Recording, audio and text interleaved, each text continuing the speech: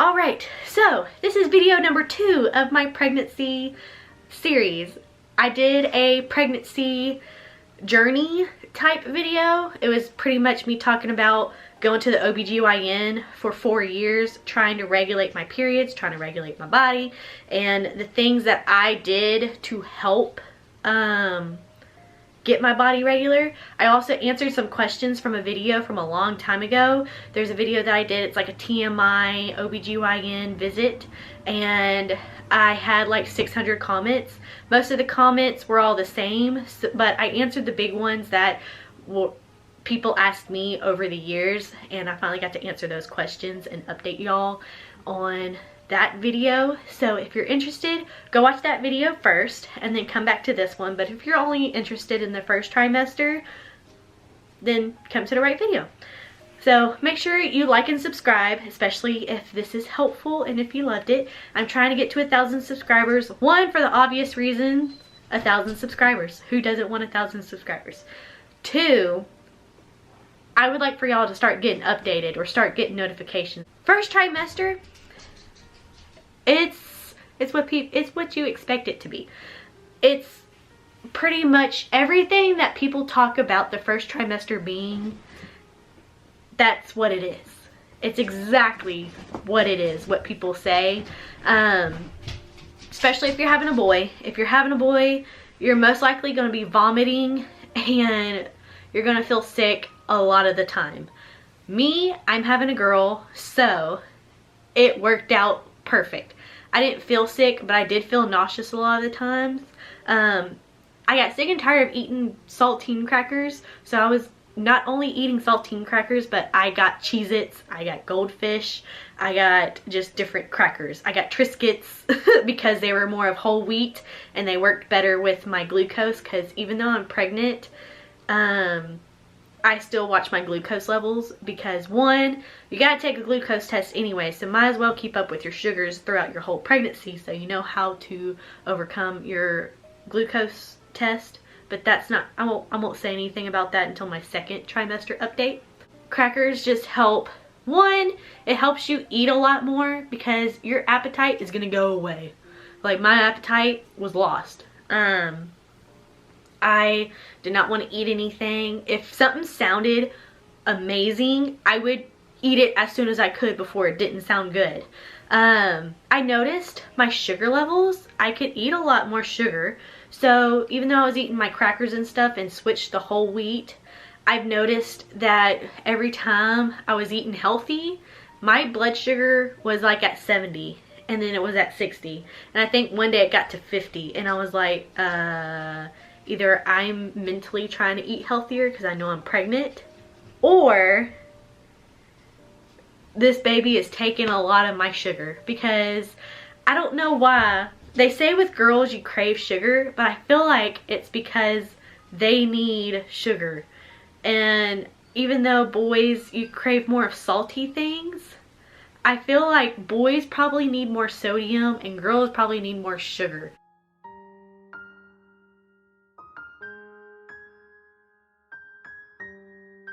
My sugars were dropping like crazy and I ate a lot of sweets, and a lot of people were like, you're having a girl, obviously, because you're eating a bunch of sweets. But it was really like my glucose levels were dropping a lot. I was eating a lot of candy. I was eating a lot of carbs. One thing I was not eating was meat. I did have steak. I think when I found out I was pregnant, which was at 6 weeks, I ate a whole bunch of steak, and it was, I ate a whole bunch of steak that day, and even my husband was like, how in the world did you eat that much steak? Like, I ate more than him that day. I don't know why, but that was the last time I ate steak, because not that I threw it up or anything or got sick, I just did not eat steak after that. It was like she wanted it, the baby wanted it that time, but the rest of my trimester, not happening. Just not happening. So, it was just that one day, wanted steak. So, after that, I drank a lot of, ate a lot of soups. The Campbell's tomato basil soup, or the creamy tomato basil soup was my favorite at the time, and I was dipping my crackers in it, and that's all I was eating. I ate a bunch of salads, which I was eating an all plant-based diet pretty much in my first trimester, but I wasn't eating a lot of vegan specific stuff. I was just eating fruits and vegetables in general. So I was still eating my smoothies. I was still eating my fruits and my veggies, but the only thing I wasn't eating was like my vegan cheese or my, you know, or cashew queso. I stopped eating those. I don't know why. I was eating almond milk still, or drinking almond milk still, but then at a certain point my taste buds kind of changed, and it wasn't really a food aversion. It was just I wanted something more. It wasn't satisfying me as much as I wanted it to, and I was drinking a lot of almond milk because it wasn't satisfying me the same. So that's when I started moving on to whole milk, and I go between whole milk and vitamin D milk, and then Josh's dad likes to get 2% milk, and sometimes Josh will get 2% milk, and that still doesn't satisfy me, and I think it's because it's not whole milk. So it's like whole milk, that satisfied me, and it still does, but now whole milk makes my stomach hurt again, so I don't know about that. I worked with my aunt for like a couple of months, and then there was like, I had bad migraines, and that's another thing, is it's almost like at the beginning of each trimester you will get awful migraines because it's kind of like a growth spurt type of thing. I think mine happens with each growth spurt. So anytime my stomach gets bigger or my uterus grows just a little bit more,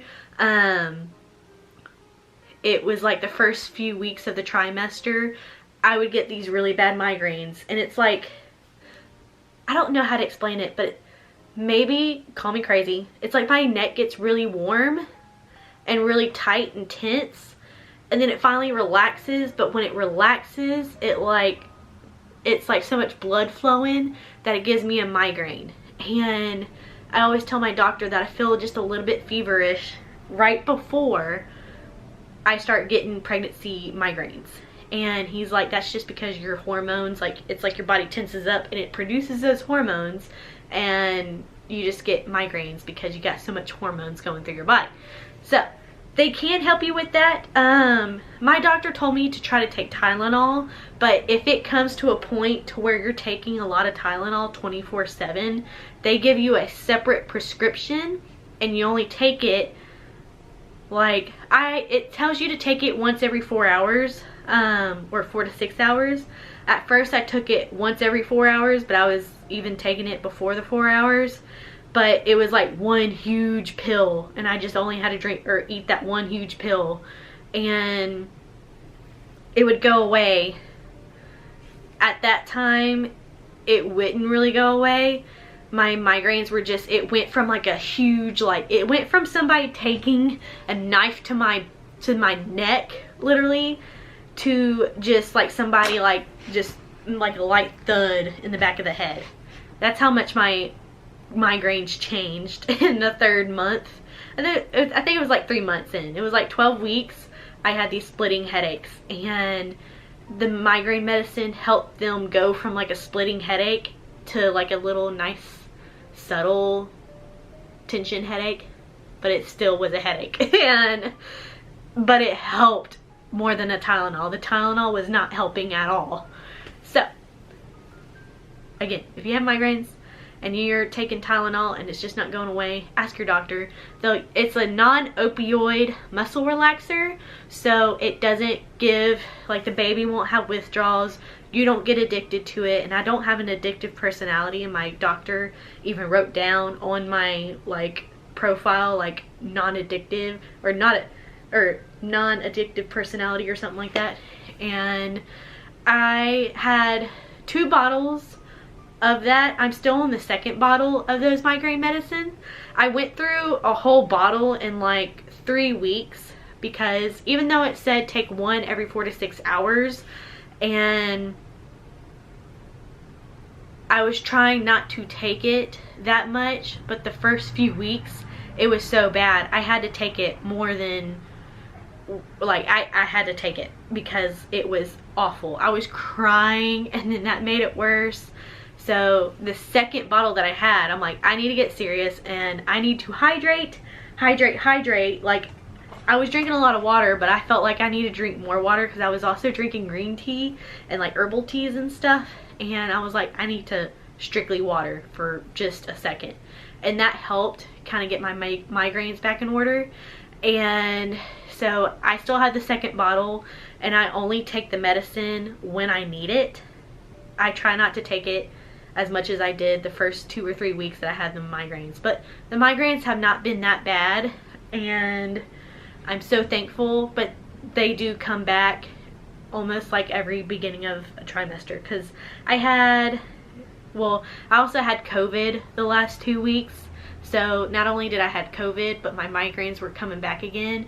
And I think it was a mix between COVID symptoms and pregnancy symptoms that my migraines were bad. So I had to take another medicine, or some more of that medicine, because it was just killing me. But each bottle is like 25 things of them.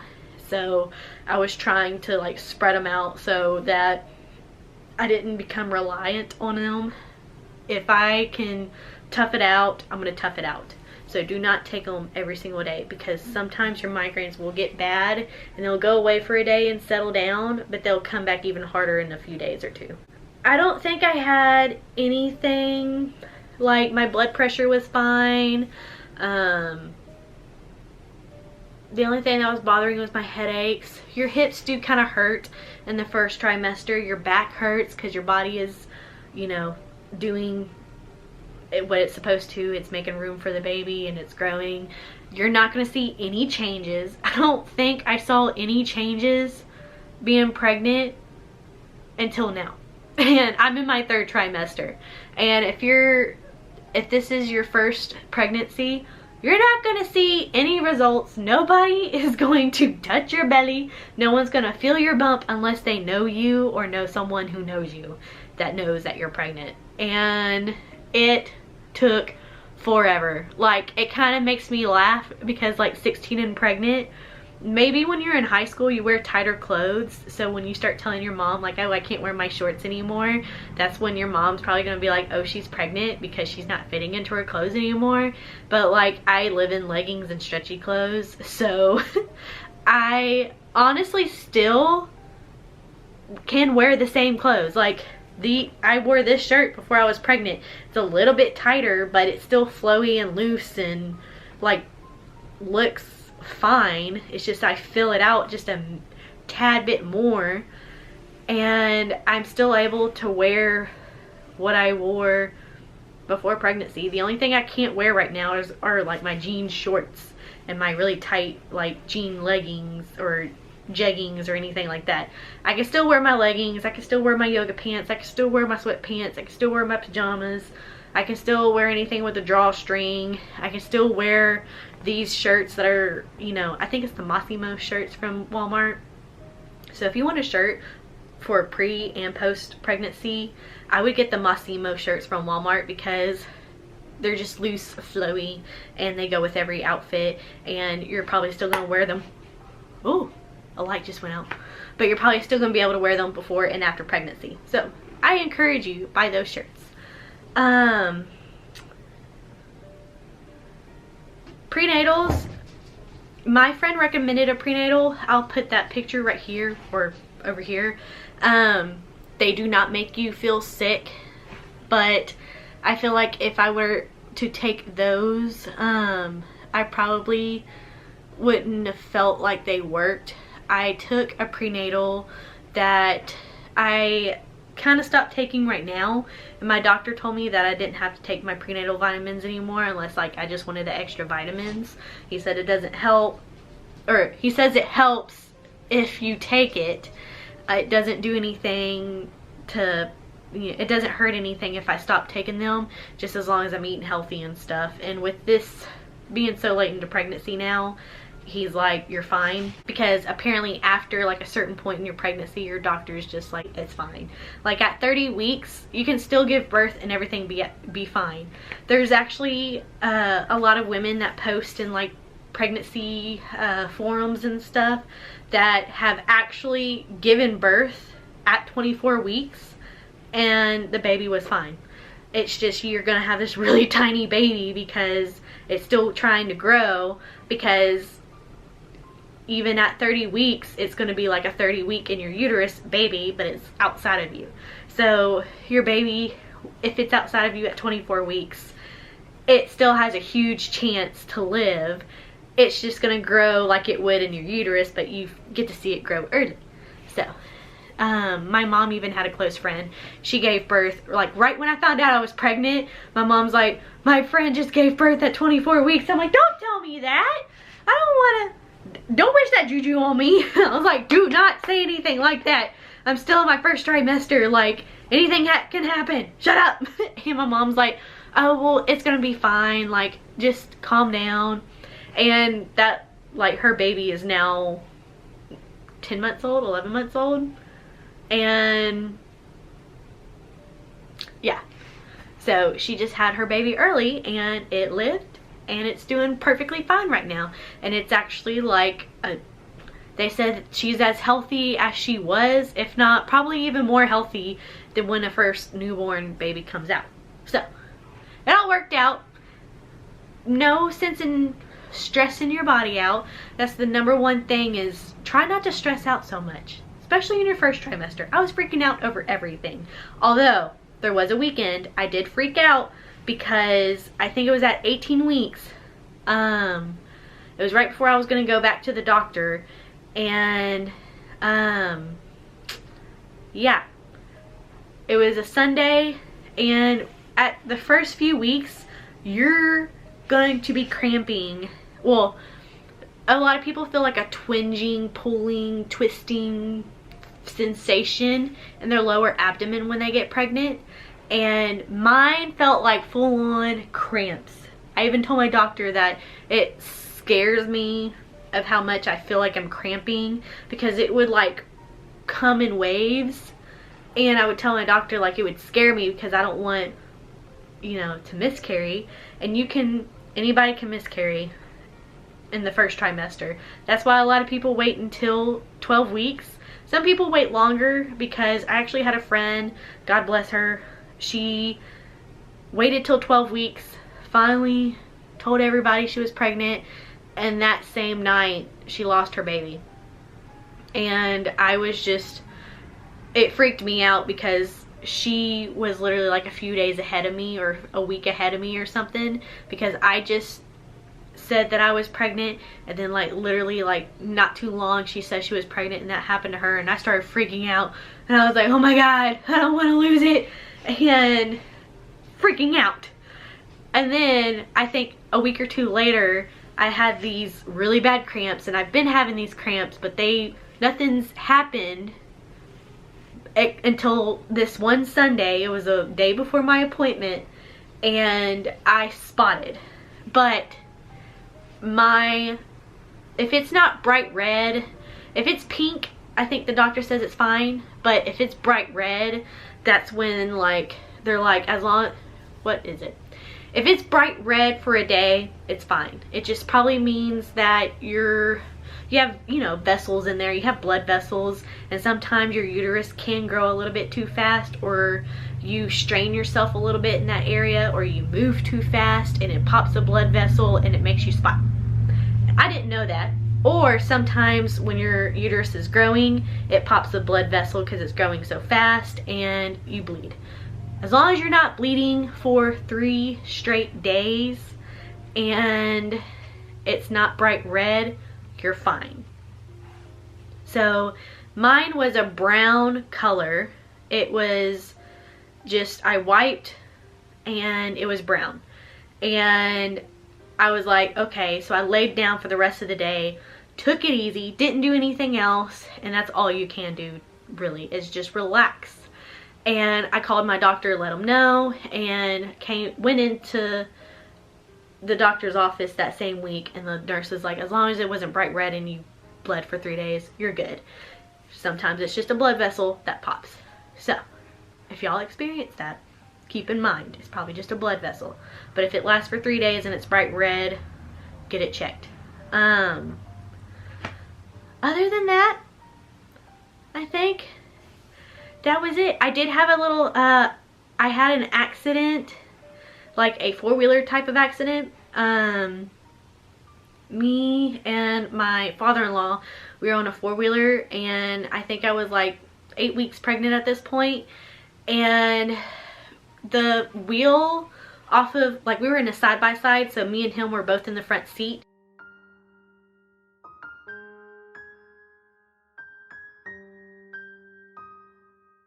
He was driving, I was in the passenger seat, and we were just driving like we normally do, and just, it was one of those freak accidents. There was like this part that the wheel spins on, and it just snapped off the tire, so the whole tire just flew off.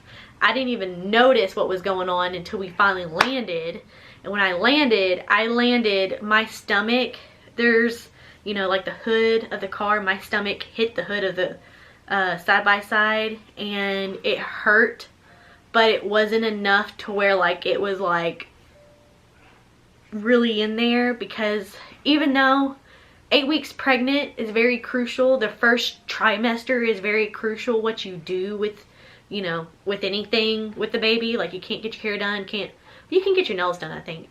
You just can't be around a bunch of chemicals and stuff, because like the baby will like completely just, I don't want to say abort, but the baby will be in danger and leave. But your body has to be around a bunch of chemicals, a bunch of danger, for it to feel like it has to go, because it's kind of like a survival thing. If the fetus or the embryo feels like the body is under so much stress, it will just completely, you know, miscarry, I guess. But it takes a lot, because I hit my stomach really hard, enough to where I did have a bruise on it, but the baby is so the baby is so tiny and so surrounded by a bunch of fat and tissue and muscle that, trust me, it's going to take a lot for somebody to hit your stomach and the baby like completely go away. But I was freaking out because I'd never been pregnant before. That happened right at 8 weeks, and I know the third trimester is crucial, and I just freaked out. Josh's dad felt like crap for like 2 or 3 weeks until I went back to the doctor and they said everything was fine.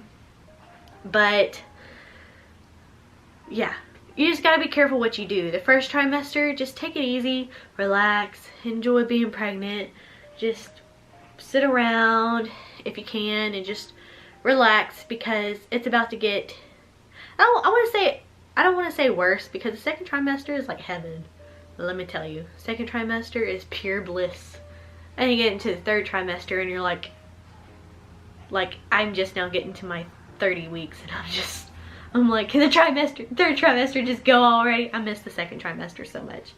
But the first trimester, everything just, it's scary, and you don't want to lose a baby. You don't want anything to happen to it. You're freaking out, and you're just like hanging on by a thread every single day, because a lot of things can happen in the first trimester. That's why people like to wait until the second or even the middle of the second trimester to even tell anybody. But I can't do that to my family. I have to tell them everything, and I did.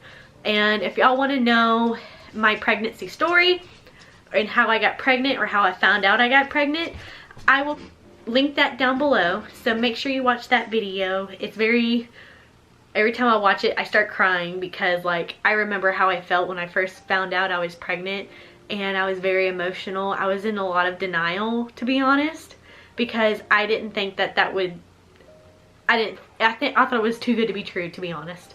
And I was like, there's no way I'm pregnant. Like, I'm probably gonna have my period in a few days. Like, no way. Yes, way. Like, pregnant now. I'm going into 30 weeks now. Baby can pop out anytime it wants now. So, yeah. Pretty much crazy. But I'm about to start filming my second trimester video, so make sure you just keep watching the playlist, or make sure go back to my channel. There's a playlist, and it's a pregnancy playlist, and I'm gonna have all of my pregnancy series on there, so y'all can keep updates on, or so y'all can get updates and stuff like that. I also have other videos that I have vlogged. I just wanted to do sit down videos and tell y'all everything in one sitting so y'all can get a full grasp.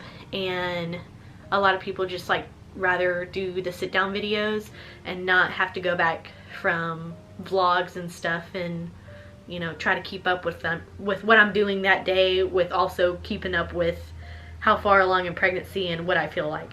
This way y'all know exactly how my first trimester was. So I wanted to kind of do that. If y'all want more, please subscribe, and let's try to get to 1200.